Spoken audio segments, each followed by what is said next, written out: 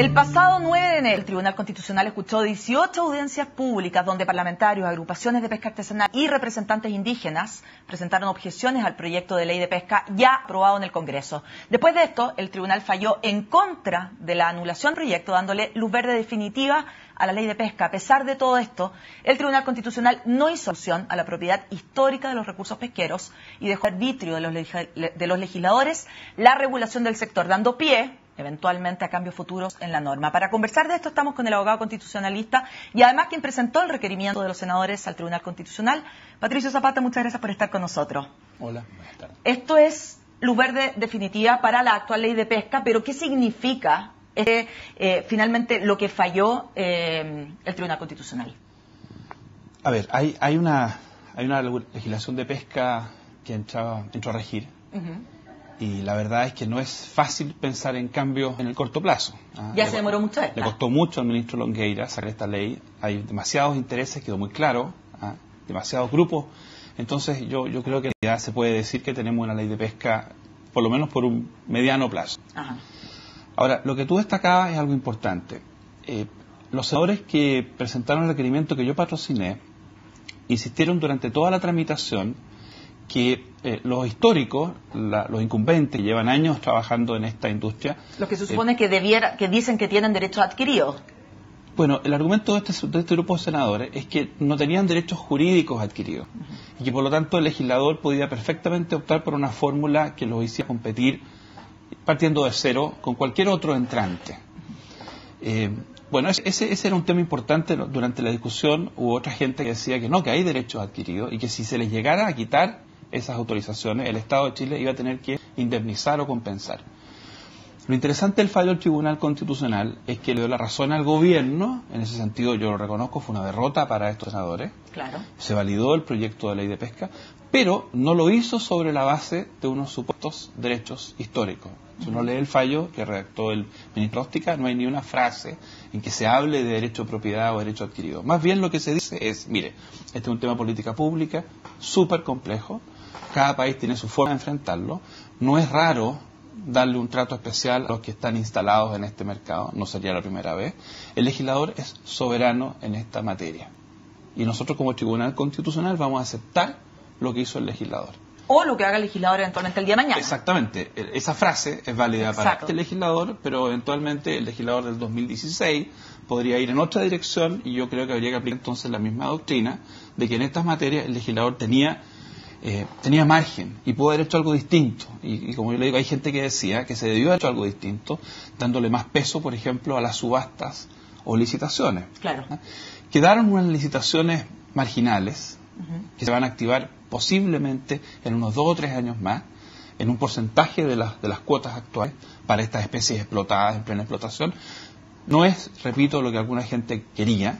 Claro. Hay gente que pensaba que para un sistema de mayor igualdad y mayor competencia era importante introducir más licitaciones. Menores barreras de entrada, de alguna manera. No se logró, así que ese fue el resultado del fallo del tribunal. Pero hay otro tema que es bastante interesante, de lo cual también se pronunció el Tribunal Constitucional, que es sobre el convenio de 169 de la OIT. Y básicamente lo que dice el Tribunal Constitucional es que le da la tarea, de alguna manera, al legislador de acotar cómo se aplica esta para futuras inversiones.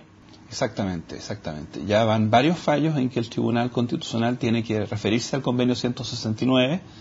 Como tú lo sabes bien, es un convenio que Chile suscribió hace bastante tiempo, pero tomó bastante que el Parlamento lo ratificara. Claro. Se demoró mucho la ratificación porque habían algunos senadores y algunos diputados que pensaban que esto amarraba de manos al Estado chileno, esto podía dar pie a eventuales reclamos autonomistas, esta idea de los pueblos indígenas. Claro.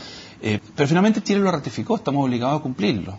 Pero se prestan ciertas interpretaciones. Básicamente la pregunta clave es ¿qué significa consulta? ¿Qué significa consultar a un pueblo indígena, a una comunidad indígena? ¿Basta con informar? ¿Basta con escuchar? ¿O hay que intentar algo más? Hay que intentar una conversación en serio, intentar, por ejemplo, persuadir. Nadie piensa que el convenio 169 les dé un poder de veto a todas y cada una de las comunidades indígenas. Claro. No puede ser un poder absoluto de veto. Pero tampoco creo yo que es razonable pensar que es simplemente un trámite y que uno le manda una carta certificada. De preguntar y bueno, saber su opinión y listo. Y chao. Claro. Bueno, para el caso de la ley de pesca, hubo varias comunidades indígenas ribereñas que sostenían que a ellas no se las había involucrado en los términos del convenio 169. El gobierno planteó que esta no era una ley sobre pueblos indígenas, que solo tangencialmente tocaba a ciertas comunidades indígenas. El Tribunal Constitucional terminó dando la razón al gobierno también, 8-0, pero en una letra chica del fallo, en una prevención de 5 de los 8 ministros, se le pide al Parlamento que sea más diligente en implementar a nivel de la ley orgánica del Congreso una fórmula para las consultas. ¿Qué significa finalmente esta consulta? ¿En qué se va a traducir en materia legislativa? A nivel del Ejecutivo está en este momento en trámite en el Gobierno un reglamento sobre el convenio 169. Una vez que tengamos ese reglamento vamos a poder saber cómo va a entender el convenio 169 la administración, los ministros, los intendentes, los gobernadores. Lo que el tribunal dice al Congreso es, queremos saber cómo va a implementar usted, Congreso Nacional, de ahí en adelante, el convenio 169. Yo espero que el Congreso tome nota. No es un reto, no es un chirlo, pero de alguna manera hay una cierta reprimenda. Pero lo que pasa es que esto también nos lleva a un tema muy de fondo, Patricio, y que ha estado sobre la mesa en los últimos años, sobre todo el año pasado, que es la judicialización de los proyectos, ya sea por la vía eventualmente del convenio 169 de la OIT, ya sea por otro tipo de consultas ciudadanas, por problemas ambientales, sociales, etcétera. ¿Cuál es su visión respecto a esta judicialización y finalmente que la Corte Suprema sea la que en último término este último tiempo ha dirimido respecto a los proyectos de acción? A ver, es un súper tema. A mí en general me cargan las explicaciones públicas. Hay gente, por ejemplo, que pone todo el foco en que existirían ciertos jueces activistas. Claro. Incluso algunos apuntan con en alguna sala, en alguna sala. Entonces dice, ¿por qué tenemos a tal magistrado? Yo creo que efectivamente pueden haber algunos magistrados más audaces que otros, magistrados que pueden tener una mayor vocación a atreverse. Pero a mí me parece que hay temas estructurales que están operando y que por lo tanto el tema va por otro lado. Yo creo que en algunos casos lo que ocurre es que el legislador no ha hecho bien la pega, el marco regulatorio no es suficiente, los ciudadanos quedan ante espacios de gris, definitivamente de vacío, y no se les puede culpar a los ciudadanos por ir a buscar soluciones regulatorias. Cuando el legislador interviene, normalmente lo que ocurre es que los jueces son un poquito más retraídos. Voy a poner un ejemplo de un área distinta a la económica, pero que nos puede ayudar un poquito. Mientras no hubo ley sobre la píldora el día después, mientras se manejó a nivel de reglamentos, decretos, resoluciones del Ministerio de Salud, el tema estuvo en los tribunales, pero duro y parejo. Fueron 7 años de litigación sobre la píldora el día después. Cuando se lo leí, en ese reglamento un poco más, no es que la gente se rindió en sus convicciones, la gente sigue pensando lo que piensa, pero tú ya tienes claro que si vas a los tribunales, habiendo una ley marco clara, las posibilidades de que el juez vaya en una dirección distinta bajan enormemente. Claro. Entonces, es materia eléctrica, es materia ambiental, el tema de la ISAPRE, es materia de salud. Muchas veces el problema del recurso a los tribunales tiene que ver con que no tenemos un marco regulatorio adecuado. O sea, usted está hablando que, en definitiva, lo que podría pasar es que el diseño institucional es el que está al debe. Y esto es probablemente porque también tenemos un sinnúmero de tribunales específicos, ¿no es cierto? Los ambientales, los de familia, los laborales, los tributarios, etcétera. ¿Eso influye también, cree usted? Claro, ahora yo no quisiera, porque alguien podría pensar, entonces la culpa es del Parlamento, la culpa es del legislador. Bueno, lo que ha pasado es que había una explosión de crecimiento económico, hay una explosión en los últimos 20 años de demandas ciudadanas, de mayor conciencia ciudadana. Entonces, no es que el legislador no haya hecho nada. Si uno mira la actividad legislativa, uno se da cuenta que había una preocupación por ir mejorando las instituciones. O sea, la inversión que hizo Chile en materia procesal penal hace 15 años atrás no la ha hecho nadie más en América Latina. Fue un tremendo esfuerzo. Lo que se hizo en familia y laboral, con problemas, con dificultades, pero es una tremenda inversión. Los tribunales ambientales. Alguien podría decir, llegaron 5 años tarde. Llegaron 10 años, pero están, ¿no es cierto? Y vamos a tenerlo funcionando en algunos meses más en Santiago, en el norte y en el sur. Entonces, hay un desfase, el mismo desfase que tenemos en nuestros aeropuertos, ¿no es cierto?, que se quedan chicos para nuestro crecimiento económico y ciudadano, se produce con la ley. Entonces, yo creo que en Chile, por ejemplo, deberíamos tener tribunales contenciosos administrativos. ¿Tribunales qué? Contenciosos administrativos. ¿Por qué te digo esto? Nos quejamos mucho de que se mal usa el recurso de protección. Un típico tema de debate. Cada vez que a alguien no le gusta algo, va de protección.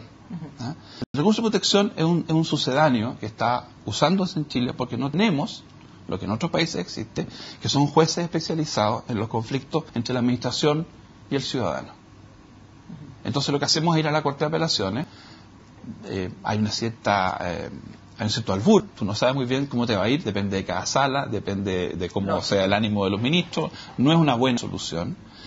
Las Cortes de Apelaciones tienen que resolver esto muy rápido, porque es un recurso de emergencia, y a veces los temas son muy complejos, no hay tiempo para estudiarlo, salen fallos bellos sorprendentes, después la Corte Suprema zigzaguea. ¿Cómo se aborda esto bien, creo yo? Con una institucionalidad contencioso administrativo, pero eso cuesta plata. Y como país hemos estado los últimos 10 años corriendo, resolviendo prioridades. Primero, proceso penal. Claro. Después, familia. Después, laboral. Claro. Entonces, no es que no se haya hecho nada. Yo quería poner el acento en eso. O sea, estos tribunales que usted está diciendo en laboral serían esto que usted estaba promoviendo, que hay una instancia entre ellos y los ciudadanos. No, entre la acción administrativa, la acción del Estado. Perfecto. El Estado cuando toma una decisión y te perjudica a ti. Los planes reguladores, por ejemplo. Claro. Hoy día se discuten en recursos de protección cuando a mí me molesta la forma en que se resolvió el tema de las dunas en Concón, o el tema del plan regulador en San Antonio. Vamos a la Corte de Apelaciones, que no es el último. La Corte de Apelaciones está pensada como una corte que revé un asunto que ya fue visto. Apelaciones. Claro. No es un tribunal para ver el fondo con calma, con atención y con dedicación. Así que por esto de la judicialización tiene muchas aristas, y por otro lado tampoco se le puede pedir a los ciudadanos que renuncien a sus reclamos. Es cierto que a veces hay abuso, puede decir hay abogados que de repente se aprovechan de esto, pero tampoco uno puede esperar que una ciudadanía más consciente y más atenta deje de aprovechar las instancias que existen. Yo lo que haría sería, junto con mirar los problemas y decir, aquí hay cosas que mejorar porque nos están entrampando ciertos proyectos, yo le pediría a tus auditores, a la gente, que también pensara en el vaso medio lleno. En Chile tenemos tribunales bastante independientes. Es cierto, eso a veces significa que las cosas se demoran más. Significa que de repente te salen soluciones que no te gustaron. Pero eso es una garantía para el ciudadano, una garantía para el emprendimiento, es una garantía para la actividad económica. Esos países en los cuales tú ni siquiera vas a los tribunales porque sabes que pierdes el tiempo, porque tú sabes que por mucho que vayas a los tribunales jamás van a llevar a la contra al ministro, al gobierno, a la mayoría política, al partido que gobierna. Entonces yo diría, preocupémonos de la judicialización, pero también démonos una piedra en el pecho de que en Chile los tribunales son bastante independientes. Muy bien, Patricio, esta es una conversación que de todos modos va a dar para largo porque estamos en la mitad del problema, pero nos quedamos entonces con el vaso medio lleno de su visión. Muchas gracias por haber estado acá con nosotros. Gracias a ti, Marlene, un gusto. Con esta conversación entonces terminamos este nuevo día en Agenda Económica. Como siempre, los invito a seguir juntos a CNN Chile.